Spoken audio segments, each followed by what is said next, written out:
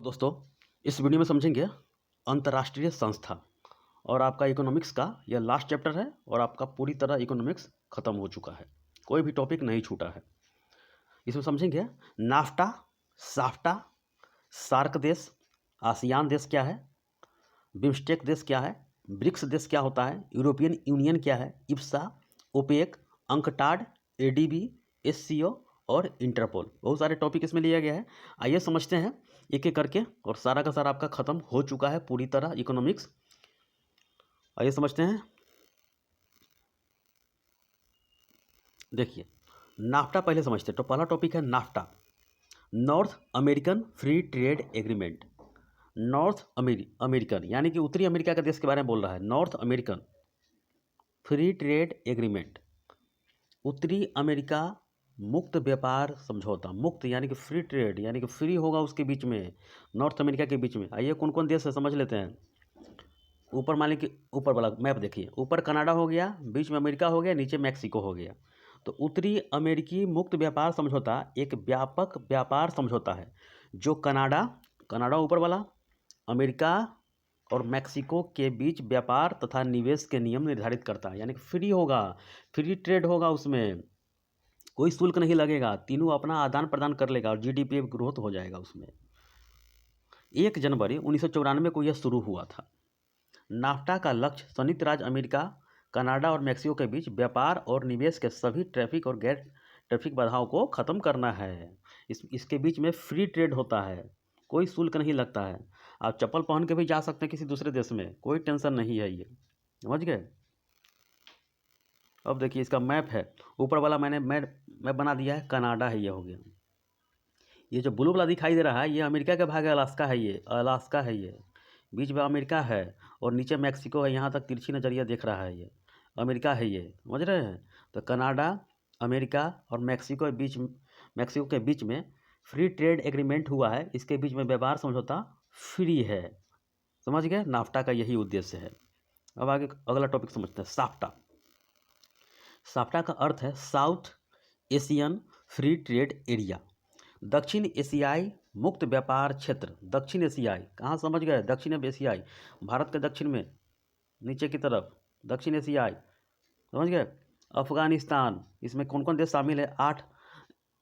जिस तरह ये मानिए एक तरह का सार्क ही देश है। सार्क में कितने देश हैं, 8 देश है, मालदीव, श्रीलंका, भारत, पाकिस्तान, अफगानिस्तान, नेपाल, भूटान, बांग्लादेश। उसी प्रकार ये साफ्टा है, अफगानिस्तान, बांग्लादेश, भूटान, भारत, मालदीव, नेपाल, पाकिस्तान और श्रीलंका, सार्क के 8 देश है। ये सब मिलकर बनाया है साफ्टा। सार्क के सदस्यों ने, मेंबर्स ने क्षेत्र के भीतर आपसी व्यापार और आर्थिक सहयोग को बढ़ावा देने के लिए बनाया गया यह समझौता पर हस्ताक्षर किया है। ये इसका शुरू किया गया था 7 दिसंबर 1995 को और लागू किया गया था 1 जनवरी 2006 को। समझ गया। सार्क के देश मिलकर ये बाद में बनाया। ये देखिए इसका मैप से समझ लेते हैं। देखिए ये आपका मैप हो गया ये। तो साफ्टा में कौन कौन सा देश है समझ लेते हैं। आपका नीचे वाला जो द्वीप छोटा छोटा दिखाई दे रहा है, मालदीव है। ये मालदीव, श्रीलंका, भारत के नीचे है, आंसू के आकार का, मालदीव, श्रीलंका। आप साफ्टा याद कीजिए या सार्क देश याद कीजिए, दो सेम ही 8 देश है इसमें। 8 देश इसमें है, मालदीव, श्रीलंका, यह भारत अपना हो गया, पाकिस्तान ये हो गया, ये कुत्ता की तरह ये मैप है इसका है। मालदीव, श्रीलंका, भारत, पाकिस्तान, अफगानिस्तान है, ये नेपाल हो गया, ये छोटा बाबू, ये छोटा सिक्किम यानी कि केटू के बगल में भूटान है, ये भारत का सीमावर्ती इलाका है, सिक्किम के जस्ट पूरब में है ये। तो मालदीव, श्रीलंका, भारत, पाकिस्तान, अफगानिस्तान, नेपाल, भूटान, ये तिरछी नज़रिया नीचे की तरफ बैठा हुआ है, ये बांग्लादेश है। ये 8 देश है इसमें, साफ्टा में है। समझ गए। अब आगे देखिए, अब समझते हैं। देखिए क्वेश्चन ही बना हुआ है, साफ्टा लागू कब किया गया था, तो 1 जनवरी 2006 को यह लागू किया गया था। सार्क में कितने देश है, इसे बोलते हैं, दक्षिण से बोलते हैं, तो south Asian association for regional cooperation. इसका स्थापना ढाका बांग्लादेश में किया गया था और इसका मुख्यालय कहाँ है तो काठमांडू है। 1985 ईस्वी में इसका स्थापना किया गया था। इसमें 8 मेंबर है। कौन कौन है? जो साप्टा में है वही है, मालदीव, श्रीलंका, भारत, पाकिस्तान, अफगानिस्तान, नेपाल, भूटान और बांग्लादेश है। 8 देश है। इसका कार्य क्या है? मानव संसाधन विकास एवं पर्यटन पर कार्य करना है, कृषि तथा ग्रामीण विकास के क्षेत्र में सहयोग प्रदान करना है, पर्यावरण, प्राकृतिक आपदा एवं बायोटेक्नोलॉजी का आदान प्रदान करेंगे ये, आर्थिक व्यापार और वित्त की भागीदारी भी करेंगे, व्यापार भी करेंगे, सामाजिक मुद्दे पर भी चर्चा करेंगे। तो देखते होंगे कि आप हर साल भारत के प्रधानमंत्री हो या राष्ट्रपति हो, जब होता है तो किसी न किसी देश में अपना जाते हैं, उसमें सांस्कृतिक महोत्सव में भाग लेते हैं। यही इसका मुद्दा है, चर्चा है। सूचना तथा गरीबी उन्मूलन पर चर्चा करता है कि अपने जो 8 देश हैं कैसे हटाया जाए। ऊर्जा, परिवहन, विज्ञान, प्रौद्योगिकी पर चर्चा होता है, यानी टेक्नोलॉजी पर। शिक्षा, सुरक्षा और संस्कृति पर भी यह आदान प्रदान किया जाता है। यही सार्क का मुख्य उद्देश्य है। उसी तरह यह मैप है, जिस तरह साफ्टा देखे हैं, मालदीव, श्रीलंका, भारत, पाकिस्तान, अफगानिस्तान, नेपाल, भूटान, बांग्लादेश, 8 देश है। समझ लिए। अब आगे देखते हैं। आसियान। आसियान में 10 देश है। Association of south east Asian nation. दक्षिण पूर्वी कौन हो गया? देखिए मैप देखिए, ये पूरब हो गया, ये पश्चिम हो गया, ये उत्तर हो गया, ये दक्षिण हो गया। ये आपका दक्षिण पूरब है, यही मैप है। ये दक्षिण पूर्वी राष्ट्रों का संघ है ये। आसियान का मुख्यालय कहाँ है? तो जकार्ता है, इंडोनेशिया। अब नूर सुल्तान इसका नाम हो गया है। स्थापना इसका हुआ था 8 अगस्त 1967 को हुआ था और इसमें 10 देश है। ठीक है। और इसके हिंदी में क्या नाम है? दक्षिण पूर्वी एशियाई राष्ट्रों का संघ है ये। 10 देश एग्जाम में जरूर पूछता है। म्यांमार। जब ये भारत के आगे बढ़िएगा, सार्क में पहले 8 याद कर लीजिएगा, और आसियान की याद कर लीजिएगा। सार्क में क्या है? मालदीव, श्रीलंका, भारत, पाकिस्तान, अफगानिस्तान, नेपाल, भूटान, बांग्लादेश। इस तरह याद कीजिएगा। जब आप अरुणाचल प्रदेश से, नागालैंड, मिजोरम से आगे बढ़िएगा तो जस्ट उसके बगल में म्यांमार है। अरुणाचल प्रदेश के आगे देखिए म्यांमार है, उसी के बीच में शान की पठार है, दोनों की सीमाबंदी है, शान की पठार है। उससे आगे बढ़ेंगे तो म्यांमार, थाईलैंड, यहाँ तक है। क्रा नहर थाईलैंड में बन रहा है। थाईलैंड, म्यांमार, थाईलैंड, लाओस, नीचे वाला कंबोडिया, साइड से तिरछी नजरिया है इसमें, वियतनाम है। तो Myanmar, Thailand, Laos, Cambodia, Vietnam. अब देखिए इंडोनेशिया में 13,000 द्वीप है। इंडोनेशिया इसी में देखिए, इसी पर है। ये आपका सिंगापुर है, इसी के अंदर मलेशिया है, इसी जगह मलेशिया है, और एक ब्रुनेई है यहाँ पर। समझ गए? तो 10 देश है। Myanmar, Thailand, Laos, Cambodia, Vietnam, Indonesia, Singapore, Malaysia और ब्रुनेई। ये 10 देश है आसियान में, याद कर लीजिएगा। देखिए इसका जो लक्ष्य है, स्वतंत्रता, प्रभुत्ता, समानता, क्षेत्रीय अखंडता और सभी देशों की राष्ट्रीय पहचान के लिए पारस्परिक सम्मान करना है। ये अपना 10 देश के बीच में है। बाहरी हस्तक्षेप या जबरदस्ती से मुक्त अपने राष्ट्रीय अस्तित्व का नेतृत्व करने का प्रत्येक राष्ट्र का अधिकार है। ये एक दूसरे के आंतरिक मामलों में हस्तक्षेप नहीं करना है। इसमें है शांतिपूर्ण तरीके से मतभेद या विवादों का निपटारा करना है। दक्षिण पूर्वी एशिया के देशों का ये सब अपना ग्रुप बनाए हुए हैं, भारत के साथ है। शक्ति उपयोग तथा उपयोग करने की चेतावनी का त्याग करना है। आपसी में प्रभावी सहयोग करना है। ये 10 देश मिलकर अपना रणनीति करता है। तो देखते होंगे कि 26 जनवरी हो या 15 अगस्त में बुलाया जाता है। आप आइए सांस्कृतिक कार्यक्रम में, चाहे कोई भी फंक्शन होता है तो इस 10 देश को, या सार्क देश में पाकिस्तान को छोड़कर, भगचोनरा के छोड़कर, भगचोनर न वो सब, उसको छोड़कर और भी देश को, भूटान के राजा को बुलाया जाता है। ऐसे ही ये सांस्कृतिक महोत्सव से लेके बाकी व्यापार हो, हर चीज़ के मुद्दा पर चर्चा किया जाता है। अब देखिए BIMSTEC, bay of Bengal initiative for multi sectoral technical and economic cooperation. Bay of Bengal initiative for multi sectoral technical and economic cooperation है। इसका हिंदी नाम हो गया बिम्स्टेक का। इसमें जो देश है 7 देश है। बांग्लादेश, भूटान, भारत, नेपाल, श्रीलंका, म्यांमार और थाईलैंड है। इसमें 7 मेंबर में से 5 दक्षिण एशिया के हैं। 5 दक्षिण एशिया के हैं, जिनमें बांग्लादेश, भूटान, भारत, नेपाल और श्रीलंका शामिल है, और 2 है म्यांमार और थाईलैंड, दक्षिण पूर्वी के है, ये एशिया के है। ये देखिए इसके मुख्य उद्देश्य क्या है? कि तीव्र आर्थिक विकास करना है, वातावरण यानी कि आर्थिक विकास के लिए वातावरण तैयार करना है, सामाजिक प्रगति में तेजी लाना है, क्षेत्र में समान हित के मामलों पर सहयोग प्रदान करना है। यही है बिम्स्टेक का कार्य है। ये इसका उद्देश्य क्या है कि यानी कि सदस्य राष्ट्रों के साझा हितों के क्षेत्रों में सक्रिय सहयोग करना है, पारस्परिक सहयोग सहायता को बढ़ावा देना है, शिक्षा हो, विज्ञान हो, टेक्नोलॉजी आदि क्षेत्रों में एक दूसरे को पूर्ण सहायता करना है। इसका यही उद्देश्य है बिम्स्टेक का ही।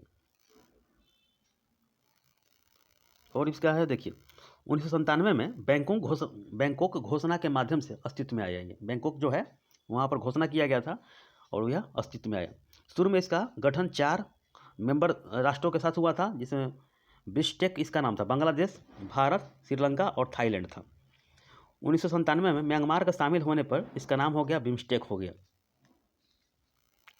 2004 में नेपाल और भूटान के इसमें शामिल होने के बाद संगठन का नाम बदलकर bay of Bengal initiative for multi sectoral technical एवं एंड इकोनॉमिक कोऑपरेशन कर दिया गया, क्योंकि ये बंगाल की खाड़ी वाले हो या हिमालय के क्षेत्र हो, दोनों मिलकर इसमें अपना अब कार्य कर रहा है।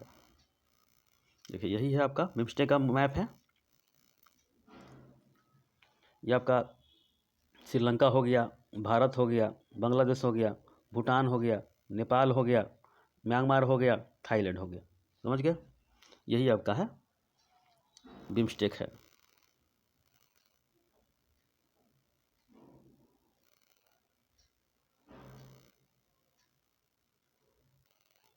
अब आगे देखिए इब्सा।